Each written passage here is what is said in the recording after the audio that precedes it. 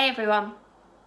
Thanks so much for coming to this little corner of the internet to listen to me talk for the next few minutes. I'll hopefully try and make it interesting. Before we get started, if you can, please donate to the Samaritans. The Isolated Talks team have created an amazing platform, and it would be great if we can use it to raise as much money as possible. So to kick things off, I wanted to tell you 3 things about me. 1, I've got a pretty good memory, but I won't ever remember my keys. 2, I'm a big Christmas lover, but I think The Pogues is probably one of the worst songs that's ever been written. And 3, I claim I can't start the day without a cup of tea in the morning, but I will frequently have 2 sips and then leave the rest to go cold. That's just a few of the ways that you might say that I contradict myself on the regs. But the idea of contradiction, and why I think we all need to get just a little bit more comfortable with it, is what I want to talk about today.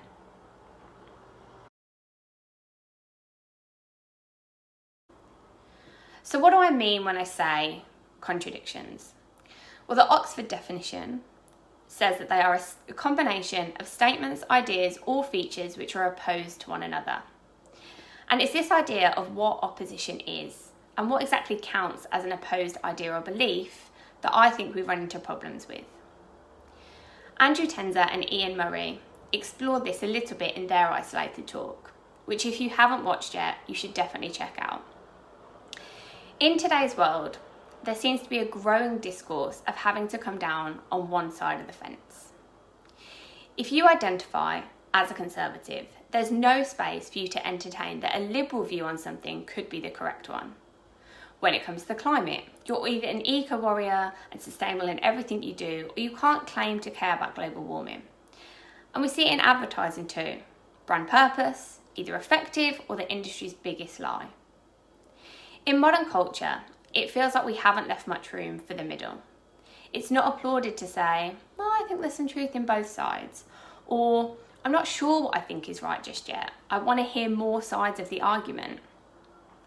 We're encouraged to form opinions, choose sides, and do it quickly. And this has only been exacerbated over the past few months. For every development or announcement during the pandemic, there has been thousands and thousands of tweets within minutes. A sea of analysis and strongly held opinion, which slowly swallows up your headspace to stop and really consider how you might think or feel about something. Instead, we often find ourselves quickly putting our stake in the ground and then feeling compelled to keep it there. This increase in polarisation of views is leading to frequent clashes within culture. Opposing sides coming to blows, both on and offline, ferociously defending the side to which they feel they've aligned themselves. It's shutting down debate, which could actually lead us to a more harmonious and a more progressive world. It's leading to an increase in extremism, in ignorance, and a lack of empathy or tolerance for people who just think differently to us. But where does this obsession come from? Why is it that we're so determined to see things in this binary way and leave no room for the grey areas? There are lots of things at play that psychologists and sociologists have explored as potential causes. But for the sake of time, I'm just going to look at 2 of them.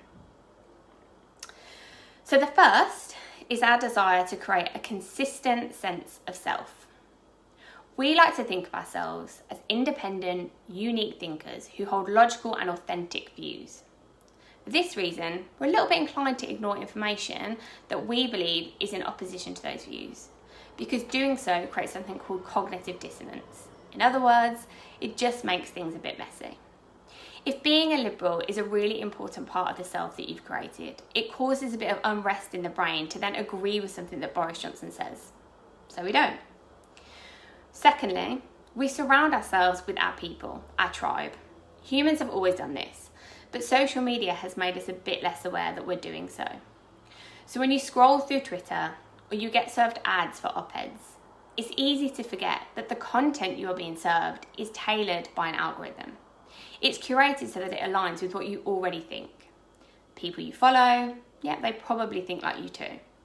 We all create our own mini echo chambers, which reinforce every day that the way that we see things is the right way. And more importantly, that our view is what everyone else is thinking too. Apart from the fact that it's not everyone else, because it's actually just more people who are like us. So what can we do?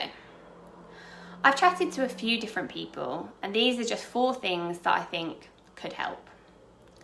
The first is I think we need to reconsider what we deem as contradiction. If you're trying your very best to live sustainably, but one day you don't bring your keep cup and you have to get a disposable coffee cup, that doesn't make you a hypocrite. If you generally think someone's a bit of a tool, but then you find yourself agreeing with something they've said, that's allowed. The second is I think we need to normalise changing your mind. We're all being exposed to new views, new voices, and let's face it, a new world at the minute, pretty much every single day. Just because you thought something last week doesn't mean that you have to think the same today. And yes, that is still the case even if you tweeted about it. The third is listening. And I mean really listening to people who hold different views without dismissing them. You don't need to end up agreeing with them, but you might start to understand why they feel the way they do. There's actually a great Reddit thread called Change My View, where people post statements that they believe with an open invitation for people to challenge them. When someone then makes a point that has actually changed the way that they see things, they then acknowledge it with something called a delta. And that's essentially a symbol that means I've listened and I've learned something from what you've said. More of this. Lastly, I think we all need to slow down and get a bit more comfortable with sitting on the fence for a little bit. I recently came across a publication called Delayed Gratification, and their tagline is the last to breaking news. They pride themselves on in-depth independent journalism, not at the time when something's happening. Add content like that into your feeds. Resist the urge to comment and decide straight away, and give yourself time to consider all sides of an argument. So that's me. If you made it this far, thank you. And again, please do consider donating to the Samaritans.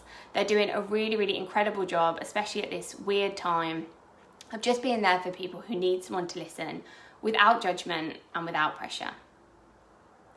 If you fancy chatting more about any of this or have any thoughts about what I've spoken about, then you can follow me on all of the platforms, LinkedIn, Twitter, Instagram, and in true marketeer form, I'm going to leave you with a poignant quote in bold type as a bit of a mic drop. Thank you for watching.